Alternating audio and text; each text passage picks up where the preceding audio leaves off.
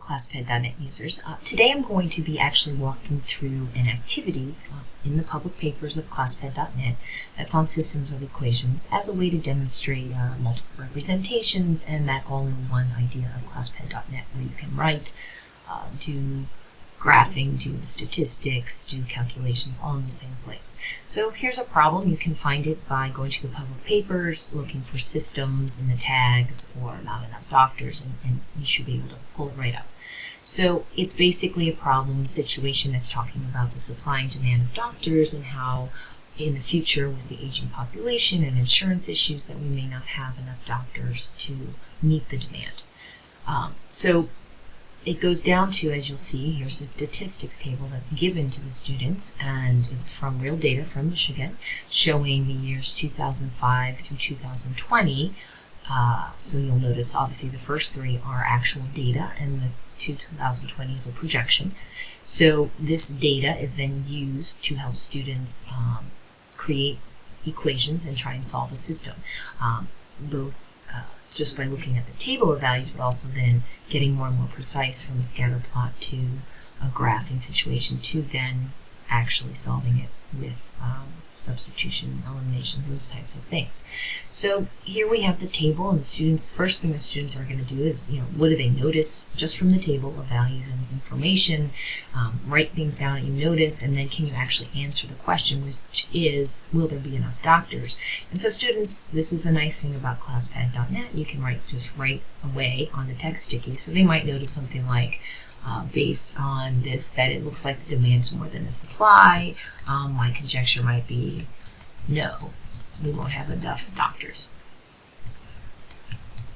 Right, so they could write that down, they could give a reason, because based on the table, it looks like the demand is higher than the supply for at least the last 3 years. It did look like in 2005 that we had a bigger supply than we had demand, so you could even notice that things changed somewhere between 2005 2010, but from the data we can't, in the table, we can't actually figure out when that was. So then maybe we need to be a little more precise if we want to ask that question.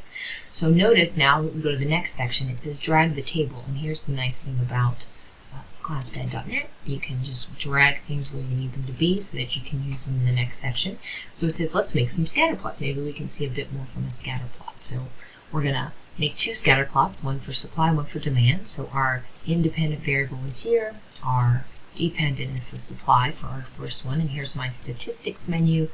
I'm going to arrow over it to get my scatter plot, and I'm going to now see a scatter plot. And it looks like there's a linear relationship, right? They look like it goes in the line. Basically, as my years increase, my supply of doctors is actually increasing. So that's, that's a great sign. But now let's compare it to the demand. How's that demand compare? So we're going to now plot a second scatter plot. Go through the same process. Notice the second scatter plot is in red, so you can see the difference. And if you see, it also has a linear relationship, positive, right? And it's basically showing, again, as the years increase, the demand is also increasing. But here's the problem. We can tell visually right now what we already kind of figured out from the table, that eventually, when we get to year 220, and really even in year 2010, we didn't have enough supply of doctors in blue to meet the demand in red. But if we look over here at this point, and we can see that in year 2005, we had a higher supply than we had a demand. So at some point between, again, which we already figured out from the table, somewhere in here, there is a changeover where our supply does not meet our demand. And so now we're trying to figure out, well, can we figure out when is that? When is the year in which supply and demand are the same? And when does it start switching over, right? Well, we can tell in the scatter plot a little bit more precise. It looks like it might be somewhere here around 2000, somewhere between 2006 and 2008. We're getting a little more precise with our scatter plot, but not precise enough. So what could we do to be more precise? So perhaps we could write an equation. Since they seem to have linear relationships, maybe if we wrote some equations that represented each, we could actually see where those lines are crossing. So now we're going to move our table. Again, the beauty of Classpad, you can just move things where you need them to be. And we're going to create two equations, one to match the blue, the supply data, and one to match the demand data. So we need what? A slope. These are linear relationships. And here's where our table is going to be very helpful for us. So students kind of get the idea that the table helps you find key things that you need. So I'm going to get my calculator out.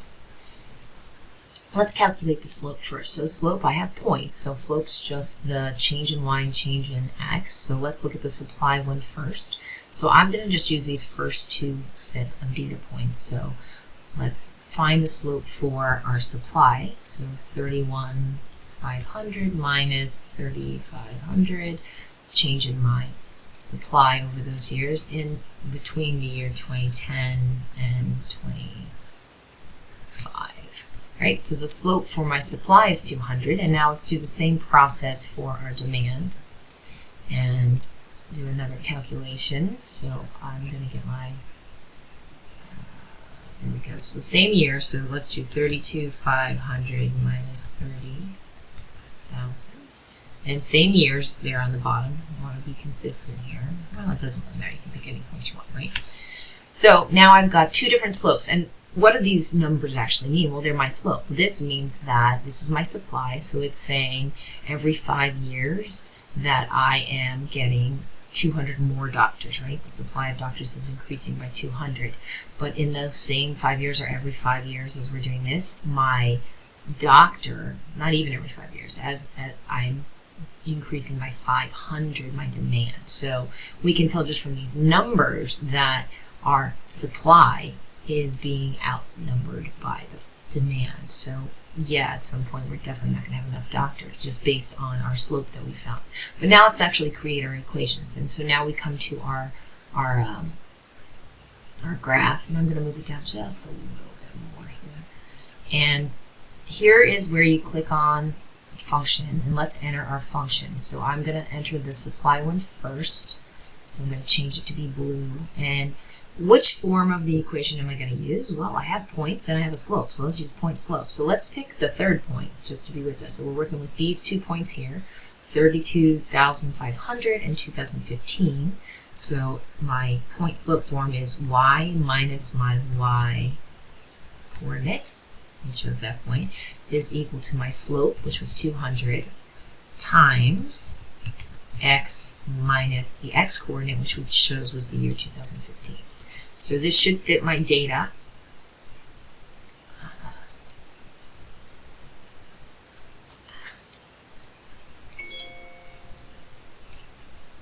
Oh, that needs to come first. Let's try to figure out what I did wrong. No comma. So there it's fitting my data. And now let's do the same thing. So again, I'm going to match this to my points. And let's use same year. So 2015 will be my x coordinate. But this time the y coordinate is 35,000. So let's remember not to use a comma. So y minus 35,000 equals, this time the slope, steeper, right? And x minus same year. And now this should go through the red points. And as you see, now we definitely see the trend because we now have the line. And we can actually, let's maybe zoom in a little bit. That there's the point. So what can I do? How can I find this point with my graph so I can find that intersection point? The year they're the same, which also gives me the next step of when they're changing over. And so I put a point on here and I can move it down, and now I have a better estimate. And that point, now notice it's kind of doing standard notation, which we like, but let's look at the decimal equivalent. So it looks like, and as we were guessing, somewhere between 2006 and 2008, so 2006 a little bit more than halfway to 2007. So we kind of have a sense that somewhere between 2006 and 2007, the switchover happened, right?